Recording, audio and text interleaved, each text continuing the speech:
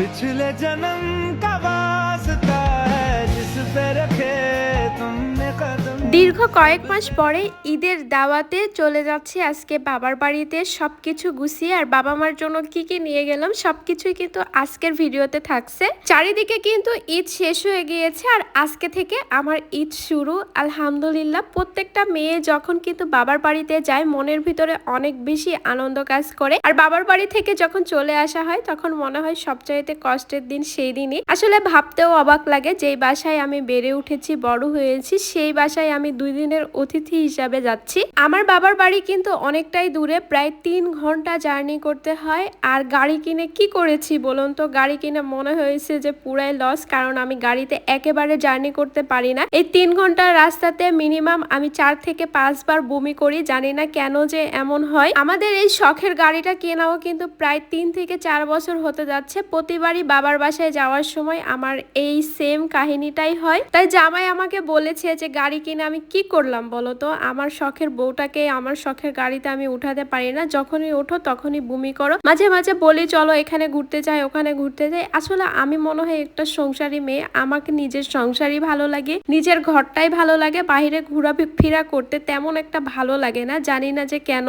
একটা সময় ছিল বাইরে অনেক বেশি ঘোরাঘুরি করতাম, এখন কেমন যেন ভালো লাগে না। এখন মনে হয় নিজের সংসারটা গুছিয়ে নেই, নিজের সংসারটা সুন্দরভাবে কাটাতে পারলি জীবনটা মনে হয় সুন্দর। আর ফাইনালি বমি করতে করতে বাবার বাড়িতে এসেই আমি ভালো হয়ে গিয়েছি। জামাই বলছি সারা রাস্তা তো কোনো কথাই বলছিল না, আর এখানে এসে মুখে তোমার কথা ফুটছে। আর বাইরে যেহেতু প্রচন্ড গরম, এসেই এসি ছেড়ে আগে রেস্ট করেছি। আর বাবার বাড়িতে আসলে কিছু ছোটবেলার স্মৃতি তো থাকে, যেগুলো আমার আম্মু খুব যত্ন সহকারে রেখে দিয়েছে। আমার ছোটবেলার কিছু সুন্দর সুন্দর জামাও রেখে দিয়েছে। মা বলেছে যে এগুলা স্মৃতি তোমার ছেলে মেয়ে যখন বড় হবে তখন দেখাবো। আর আজকে যেহেতু জার্নি করে এসেছি, মা আর পোলাও রান্না করে নাই, ভাত রান্না করেছে। আমি নিষেধ করেছিলাম, কারণ জার্নি করে এসে পোলাও খাওয়া একেবারে পসিবল না। আর যেহেতু বমি করেছি সারা রাস্তা, আলু ভাজি, বেগুন ভাজি, পটল ভাজি করেছে, ডিম রান্না করেছে, গরুর মাংস, খাসির মাংস, তারপরে মুরগির মাংস, সবকিছু মিলায় এখানে অনেকগুলো মা একা হাতে রান্না করেছে। আসলে মা বাবা যতদিন বেঁচে আছে ততদিন মনে হয় মেয়েদের জীবনটা এরকমই সুন্দর। বাসা থেকে আগে থেকে ফোন করে বলেছিলাম